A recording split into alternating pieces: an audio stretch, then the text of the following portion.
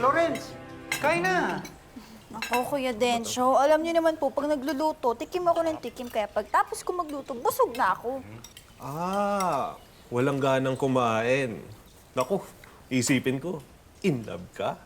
Naku, baliktad po ako. Kapag in love ako, mas matakaw ako. Bakit? In love ka na ba? Yes, of course! We, di nga. Bata ka pa ah. Pero kung na-inlove ka na, sino tsaka kanino? Tama. Araw-araw po akong in love dahil mahal na mahal ko ang aking nanay at tatay. Mahal na mahal ko ang aking pamilya. Good answer. Ayan, speaking of, tawagan ko lang po ang aking nanay at tatay, mga mahal ko sa buhay. Okay. Hello, Nay. Tay. Hello, anak! Anak, nag-iisip kasi kami ng nanay mo kung anong pwede natin i-regalo dyan kay Don Ferel. Dahil sa kabaitan niya baga sa'yo. Pang thank you ba? Iniisip namin baka okay itong gift certificate. Oo, o kaya teddy bear. Ayan yung mga maliliit na kotse para doon sa maliliit na apo niya. Nay, tay, hindi na po kailangan yun. Sigurado ka ba? Sayang naman itong gift certificate baka ma-expire. Nay, tay, wala po tayong mabibigay na kailangan ni Lolo Garp. Baka nakakalimutan niyo po pag mamay-ari niya kalahati ng bayan natin. Kaluluwa kaya? Kailangan ba niya ng kaluluwa? Pwede yun sa amin. Lukuhan to eh, no? Hindi, geto na lang anak. Kung may maisip ka na lang na kailangan ng mansyon na pwede namin ibigay ng tatay mo, sabihan mo na lang kami ha. Para makapagbigay man lamang kami ng kahit papaano, pagpapasalamat man lang ba sa kabutihang ng mga Ferel sa'yo. Sige po, Nay. Eh ikaw, kamusta ka na dyan? Oo nga, wala ba tayong bagong chismis dyan? Wala naman po, pero... Pero ano? Minamaltrato ka ba nung si Rafi ka na yun? Naku, sabihin mo lang sa ato, suguruhin ko yung bruldang yon. Hindi po, Nay. May gusto lang po akong itanong sa inyo. Anak naman, ilang beses ko bang i-explain sa'yo na the sun is in the center of the solar system and moving around it are the planets. Nay, lang. Teka lang. O, Tay, okay lang po ba kayo? Okay lang, anak. Huwag po kayo mag-alala, Tay. Hindi tungkol sa solar system itatanong ko.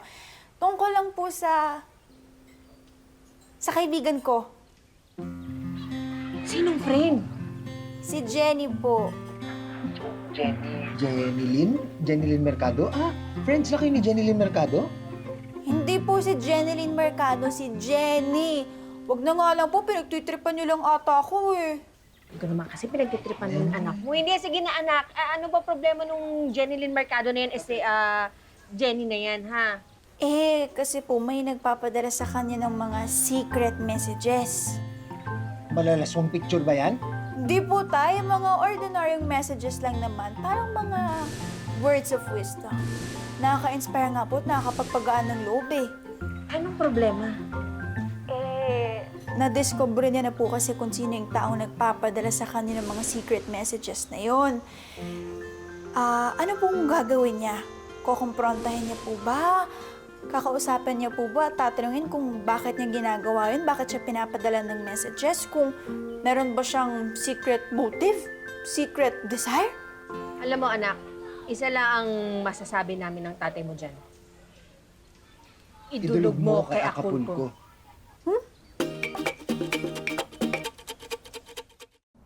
Magandang araw sa ating mga tagapakinig at sa ating din tagapanood because we are simulcast live via YouTube.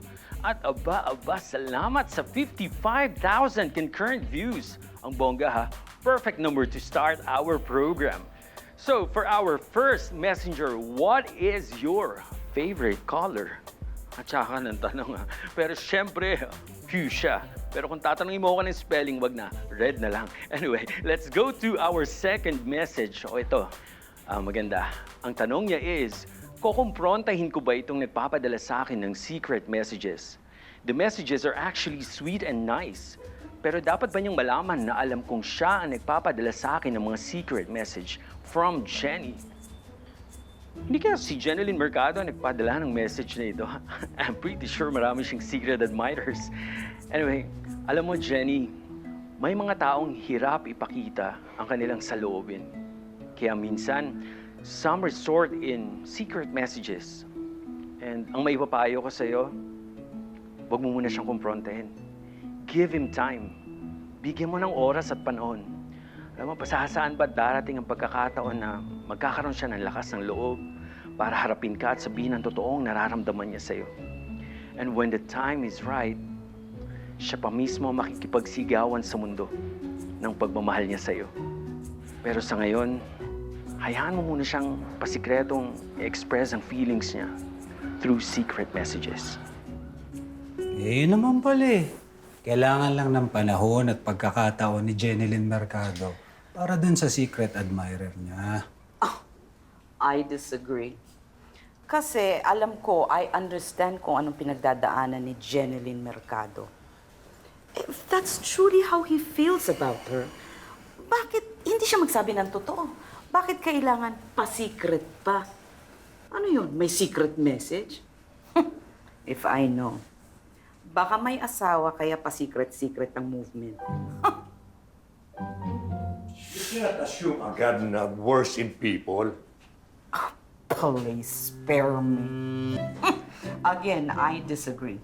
Mga lalaki kasi hindi mapagkakatiwalaan yan. Kung totoo talaga ang intensyon nila, bakit hindi sila magpakita? Kaya ako, swipe right agad. Pag walang picture ang lalaki at walang description sa profile, Don Ferrell, it's you. Sorry po, Don Ferrell. Is there anything you need, sir? At napadpad kayo dito sa aming program. Gusto ko lang kausapin si Florence, pero may importante pag-uusapan. Sige po, maiwan na po namin kayo.